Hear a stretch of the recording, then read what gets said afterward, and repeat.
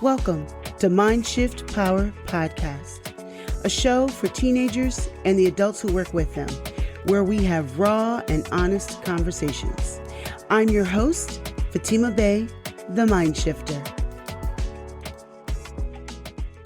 And welcome, everyone. Today we have with us Keane, and she's from Pennsylvania. She's a holistic life coach.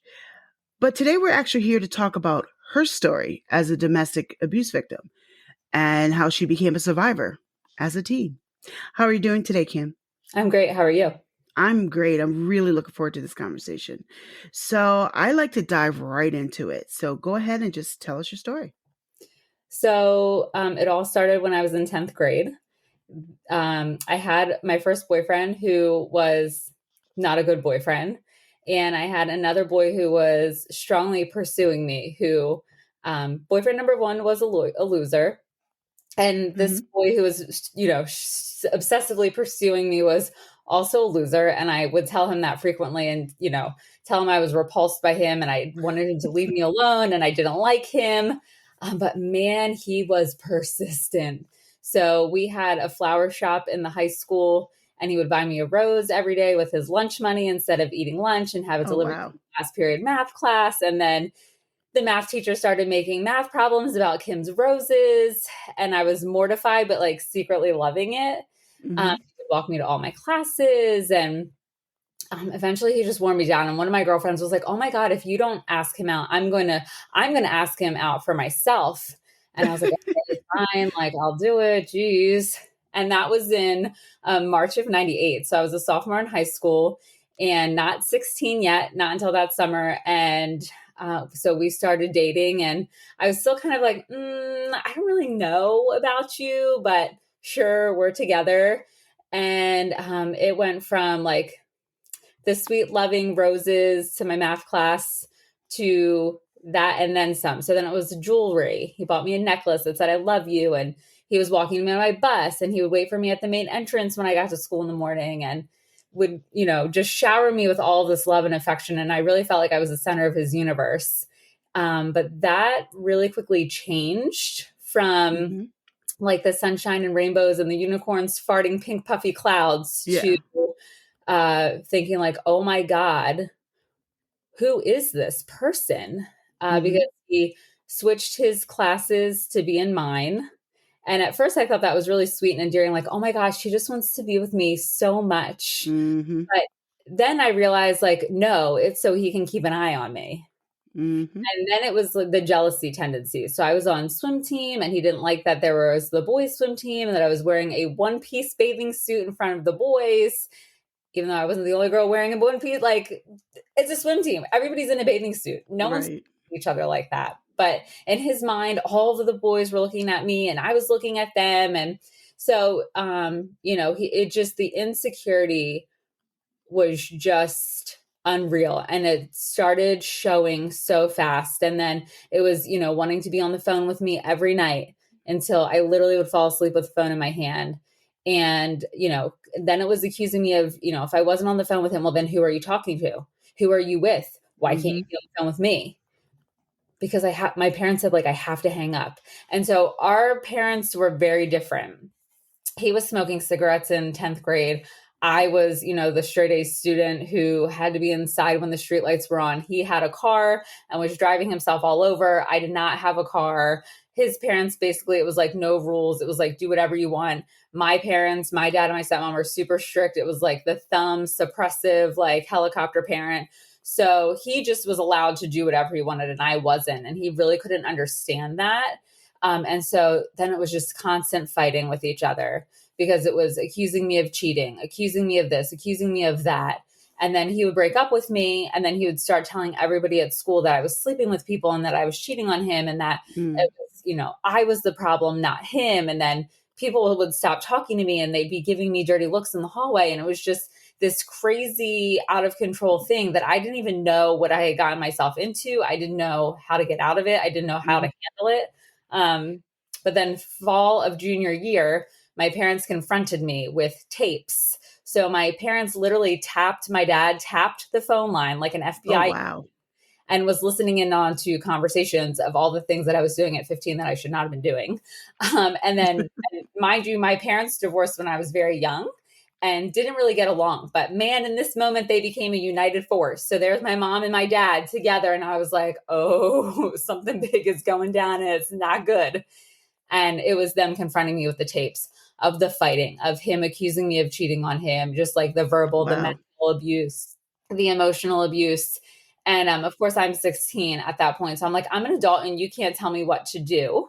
And I was like, I'm going to live with my mom. And in the heat of the moment, I swear my dad said, yes, fine, go.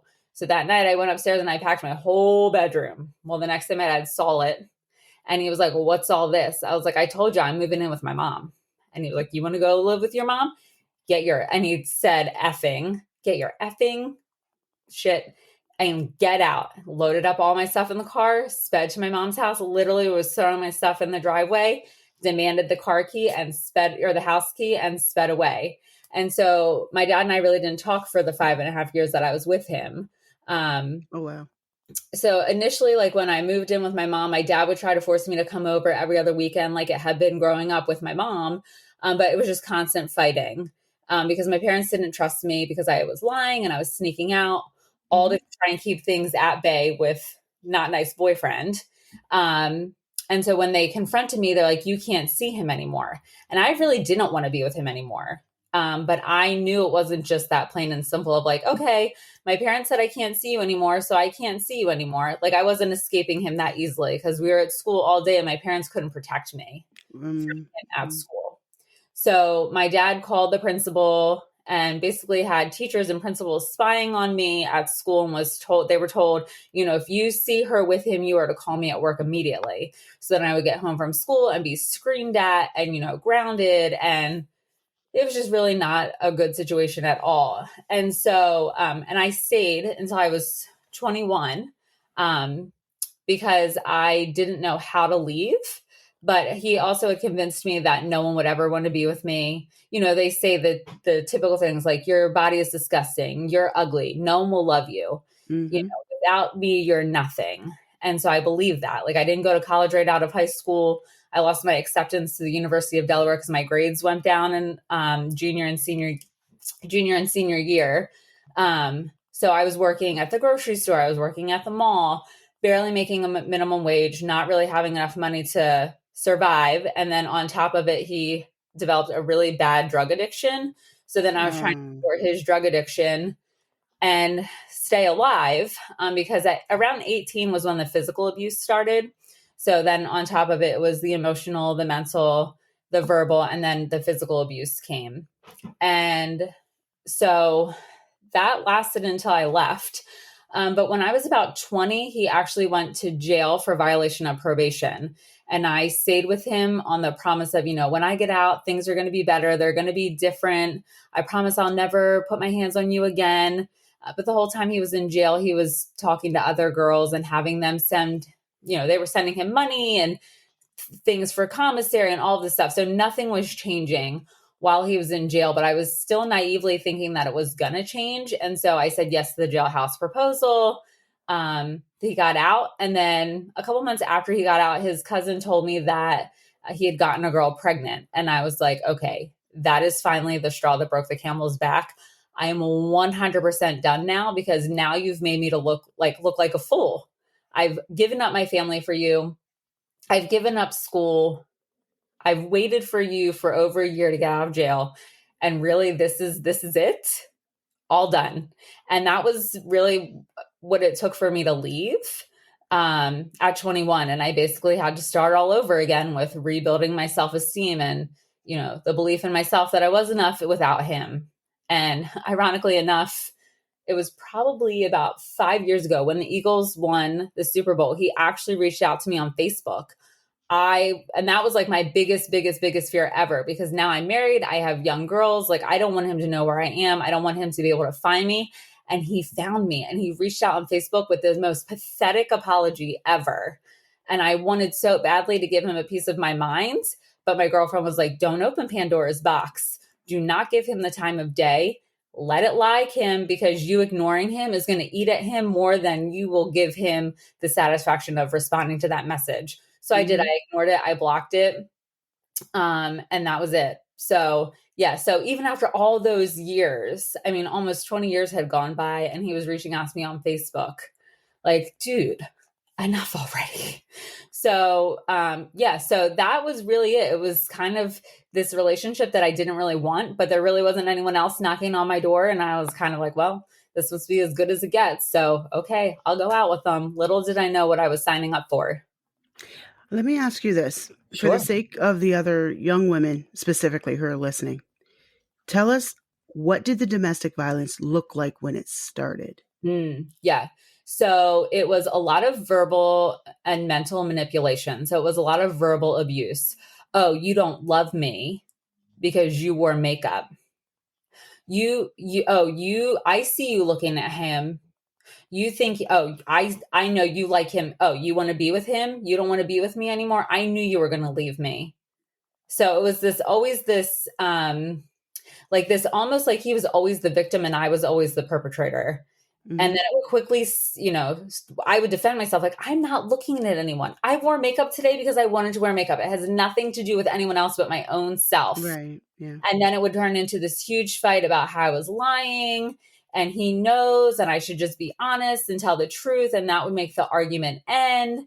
And so that was really how it started. It was just a lot of questioning me about my decisions, about my choices, making things up, saying that other people told him, oh, well, so and so saw you talking to him and they told me that you were talking to him. I don't even know that kid's name. What are you talking about? So then I would go ask that person, did you say that I was talking to this person? And they're like, no, I don't know what you're talking about. Well, he seems to think you told him that. So it's just like all these mind games Mm-hmm. and following, like switching his class to be in my classes. So wanting to be with me all the time. And if he couldn't actually have eyes on me, then he needed to be talking to me. And so that was where the phone conversations came in because this was in the 90s. So we didn't have smartphones. Right. We didn't Right. have cell phones. We had pagers. And so the Mm-hmm. other thing that he would do is page messages. So it was kind of like texting before texting was a thing, so that you would have to text a sequence of numbers on the pager and it would show up on the little itty bitty screen and you'd have to get a pen and paper and you'd have to write all the numbers down and figure out which letter they corresponded to on the buttons of the phone. And so he would rip me up in that. And there would be these long, just endless amounts of pages coming through on my pager with these crazy things like, why are you telling people that we're not together? I never said that. If you don't want to be with me, then why don't you just tell me? Oh my gosh, what are you talking about? But that was for him to get reassurance from me, like, I do want to be with you. I do love you. I don't know what you're talking about. I will never leave you. I will always be with you. Mm-hmm. So it was just this manipulation of always trying to have the upper hand and making it feel like I had to walk on eggshells because I never knew what would set him off. I never knew what was going to come out of his mouth. So I always just felt on high alert. So that was a nice precursor to Oh, the yes. physical part. Yeah. So the first time I don't know if he hit, punched, or slapped you or pushed, but the first Closed time, right in the mouth. say it again. A closed fist right in the mouth. Almost knocked my front tooth out. And did he apologize afterwards? Oh, yes, Yeah, profusely. they always do. Not initially. So he had an argument with me. I couldn't even tell you what the argument was about. Something so stupid, punched me in the mouth, then took my car and went out for the night to leave me home, icing my busted lip, thinking like, oh my God, what in the world am I going to do if my tooth falls out? So then I like put my retainers in and just kept icing and praying, like, please don't let my tooth fall out. Please don't let my tooth fall out. Because it was loose and it hurt so bad. So then after the fact, when he was done gallivanting in my car, God knows where he was, probably cheating on me with another girl. Mm-hmm. Then it was I'm so sorry. I don't know what happened. I just can't live without you. I promise you I will never hit you again. That was a one-time thing. Please don't leave me. I need you. I'm nothing without you. Yeah, that was definitely not the last time. Yeah. And unfortunately, that's quite common. Mm-hmm. That's usually how it starts. So I want to summarize a little bit, pull out some principles of what you just said. And I'm doing this for the listeners. So what I hear is the mental manipulation first, which starts with planting seeds of doubt about yourself Mm-hmm. with the conversation, false accusations. I hear, when I hear these stories, I don't think I've ever heard of a time where there's not starting with false accusations? Starting with false accusations and then making you doubt yourself Mm-hmm. and constantly the insults, which gets you ready. It primes you. It's like tenderizing the meat Yes. before you cook it. So it primes you and gets you ready for the next level of abuse. Yes. And And that's also, what happened with you. oh, 100%. It was like classic signs of abusive relationship straight from the gate. But I think I in the beginning I didn't see it as much because the first boyfriend that I had, he was 2 years older than me. So he was 17. He also had been in jail and really just kind of used me and had me around when he wanted to hang Mm-hmm. out with me. But then when he didn't, he was like, "You're annoying, get away from me. I don't want you around me." And so it kind of made it very easy for me to go to boyfriend number 2. Mm-hmm. And because I was like, "Oh, he wants to be with me. He does love me. He wants me." Can I reword that? Yeah. He wanted to own you. Yes. That's Yeah. what he wanted to. And Yeah. at first, that can look like, oh, we call it love bombing. Yes. Oh my God, look at all the teddy bears, the roses, the Yes. chocolate, the compliments, the Yes. attention, attention, attention. I Yes. need to feel love. Yes. So And I was the we, talk of the school. I mean, I went to mhm. a huge high school with like 3,000 kids. So it's not Oh, like I wow. was really Okay. the talk of the school, but I was the talk of the school in the majority of my grade, because word traveled fast Right. that he was giving me flowers and everyone would see the flower and like, "Oh my God, another flower from him. Oh my God, another rose from him." And then they would see the necklace and then the bracelet. "Oh my gosh, you're so lucky. Oh my God, I wish I had a boyfriend like that." So at first I was like, thought I was hot to trot. I was like, "Yep, Right. I got it." But then afterwards, I wanted to be like, "Oh my God, do you want them?" Because I surely don't. Because this isn't all that this is cracked up to be. You can Now, gladly take him off my hands. let me ask you this. So when this was happening with you, did you reach out to anyone? No. Why? Well, because I didn't want to make him mad.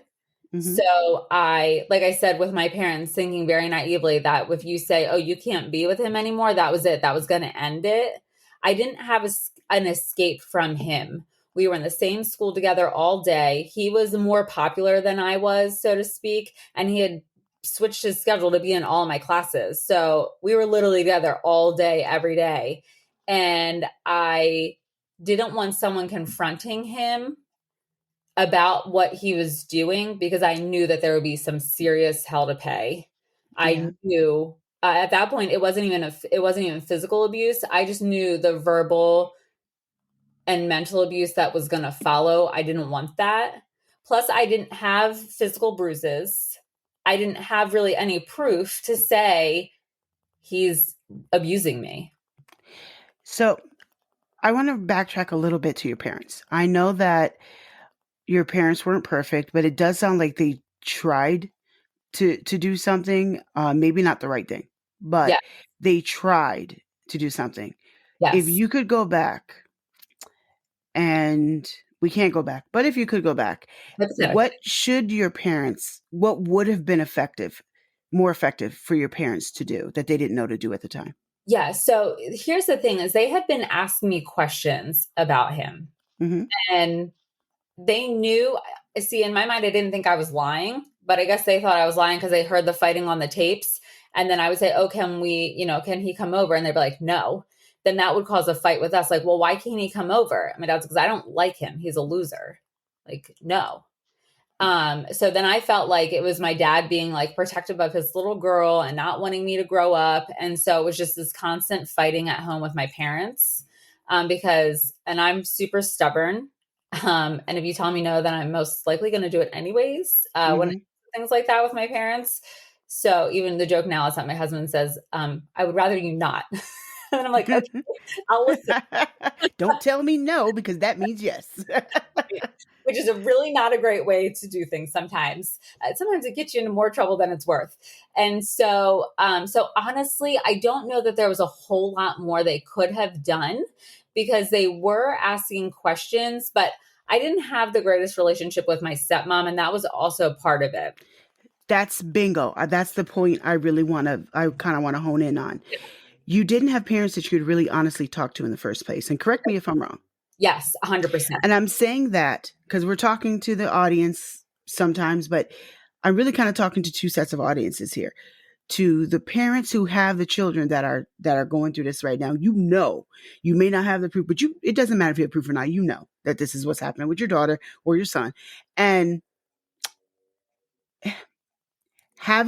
this is why having a relationship where your kids can talk to you without you jumping down their throat or trying to beat them to death with a speech is critical, because when they need to talk to you about something important, they know they can come to you. But if they know they're just going to get a speech or told what to do or told how to think instead of actually listened to, they ain't talking to you. I mean, as adults, do we do that? We don't. So I just wanted to point that out, because it's not just true in your situation. It's true for a lot.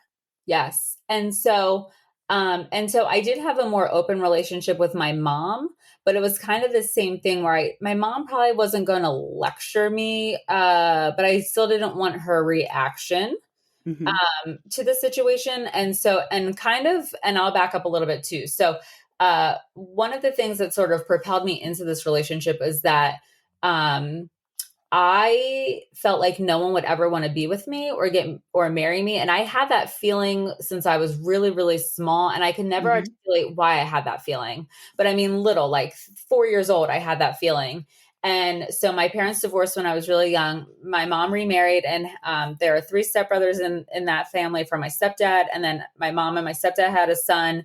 And then my dad and my stepmom have two boys who are 13 years and 16 years younger than me. So I kind of always just felt like I really didn't belong in each household. I knew my parents loved me, but I kind of felt like I was in this purgatory state, like almost like my dad and my stepmom had started a life and I was kind of just there, but I didn't necessarily really fit in, even though like we went on vacations and from the outside looking out, people thought it was perfect. So I had posted an Instagram post a couple years ago, and my childhood friend that I had been friends with since I was in first grade, she messaged me on Instagram, was like, how could you say those things? Your father loved you and you had a great childhood. And I was like, yeah, from the outside looking in, it certainly Yeah. looks that way. It I surely hate looks when people say, "Oh, you had a great child." You weren't living it. Shut up. right. Like Like, just shut up. you saw the person, like that was your perception, but you didn't really know what went on behind closed doors. Right. My Right. parents weren't abusive to me. It was more of like so in therapy, it was childhood emotional neglect. So it was that like, because my parents were dealing with divorce and then new marriages and Right. new kids, they weren't I always available for me. I want to reword some of what you said, not for you, but for some of the audience who I know listens differently. What I heard you just explaining was the fact that 4 years old, you remember at 4 years old, basically feeling unwanted. Yes. And that's when the divorce happened. And that left you feeling unwanted. Yeah. That wasn't that moment or that season of your life. It's not your whole life, but it snowballed into more. Yes. And Yes. that left you vulnerable Mhm. to the, to be abused. Yeah. And abusers, whether we're talking about domestic violence, whether we're talking about sexual abusers, whether we're talking about traffickers, they all look for the same thing in terms of this context anyway. And they look for those who don't don't have enough self-value. Hmm.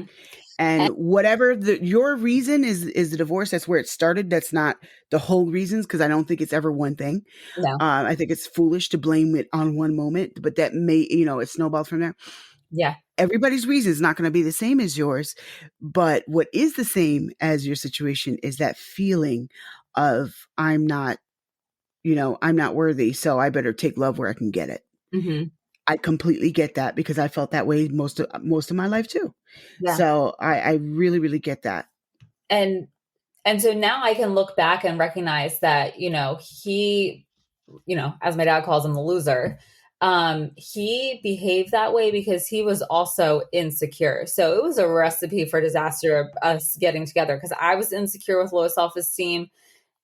He was insecure with low self-esteem. And so he really was so afraid of losing me because he thought there would be no one else, which is ironic in a way, because he had a notebook that I found of like 30 girls that he cheated on me with. So it was just this constant need for him as well to feel Hmm. loved and accepted. Yep. So it was Yeah. really a bad combination with the two of us getting together. And I would, if I had to guess, I would say things probably have not changed in his world.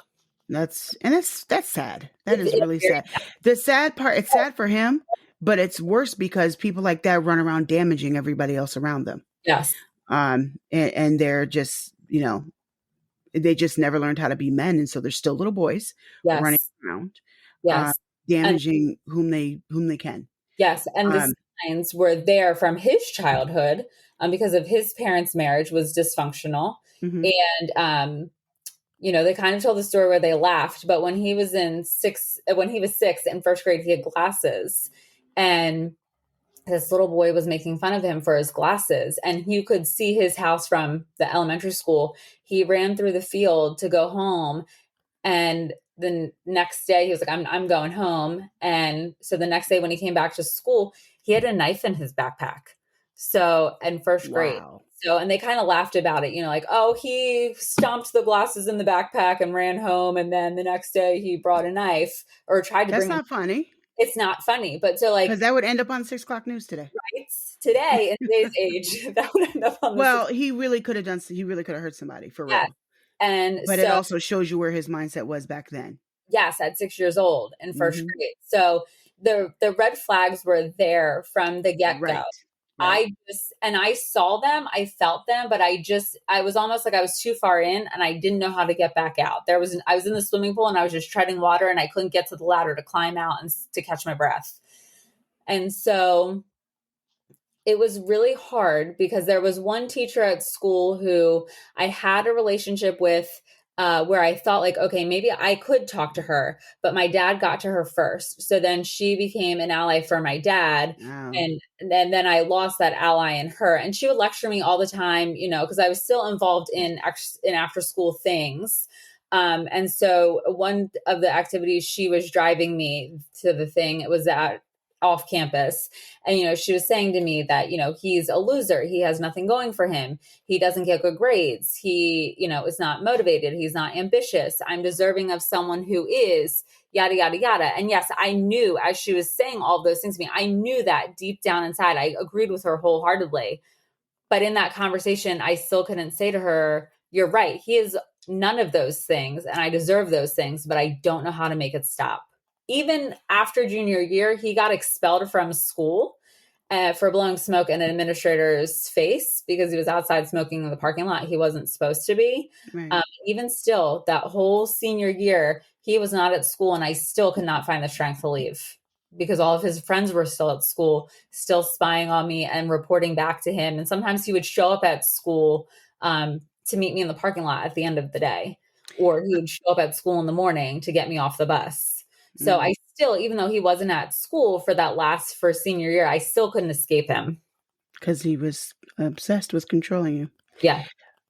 Let me ask you this for the young women who are listening right now, who are where you were, and hopefully they recognize it through this conversation. But to the young Kims who are out there right now, she's 16 years old with someone who's maybe only in the verbal controlling state right now, because it usually escalates to violence after that. Hmm. What can you say to that young woman right now? So you absolutely do not have to stay. You can leave. You can talk to someone. Maybe it isn't your parent, but maybe there is that teacher at school, the guidance counselor, the principal. It is possible to leave. You deserve way better than that. And I promise you, he will survive without you. He will make you think that he won't, but he will. And that was one of the reasons I say too, I was like, he's going to kill himself if I leave. Like he will literally commit suicide if I leave him. And I don't want to be responsible for that. Hmm. No, he will not. He absolutely will But not. what if he's the only love that I'll ever have because I don't really see myself ever being loved? No, you're young. You still have your whole life ahead of you. And there really are good guys out there who will value you and appreciate you for all that you have to offer and then some. But I can tell you the misery and the suffering is not worth it because, he might not kill you, but the stress and the agony and the pain, it will. The stress. I love the way you just said that. Yeah, 100%.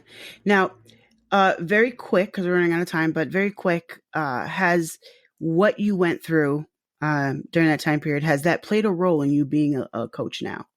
Yes, because I left my teaching career thinking that I was having an identity crisis after 6 years of teaching. And when I was in therapy, I went naively thinking, like, okay, she's going to help me get over leaving my career. But what she did was she brought up all of the childhood emotional neglect, the codependency, the dysfunction from my childhood and my teen Mm-hmm. years. And that was really kind of like a gaping open wound.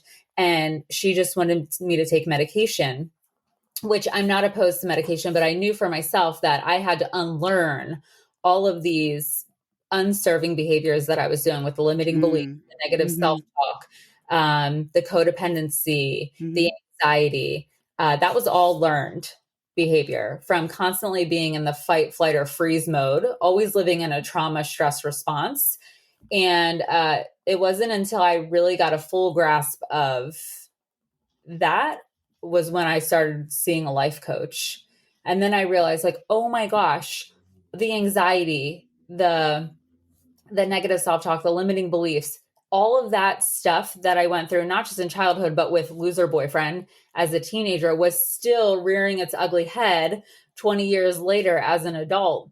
And it was like this, almost like parting the clouds, like a clear, clean slate for me to see, like, okay, this is how I change this. This is how I move forward. This is how I leave all that gunk, all that yucky stuff in the past and actually take the lessons from it and move forward rather than holding on to it. And it was bad. It was negative. Yes. But I was able to turn it into something positive. So that way now I have two daughters. I can do things differently for them so that we're not repeating that cycle. Right. So tell the audience how they can find you. So I'm on Instagram, not really TikTok, but Instagram and Facebook. I have a website. It's kimkeane.com. So those are the easiest ways to find me. And her information will be in the show notes. And I also want to say to the audience right now, if you are out there right now and we're talking about you, or you're a parent of a teen that's being abused right now, and if you don't know where to go, there is help for you. I don't care where you are in this country, in the US, because this podcast is for the US and Canada. So I only know about the systems in the US.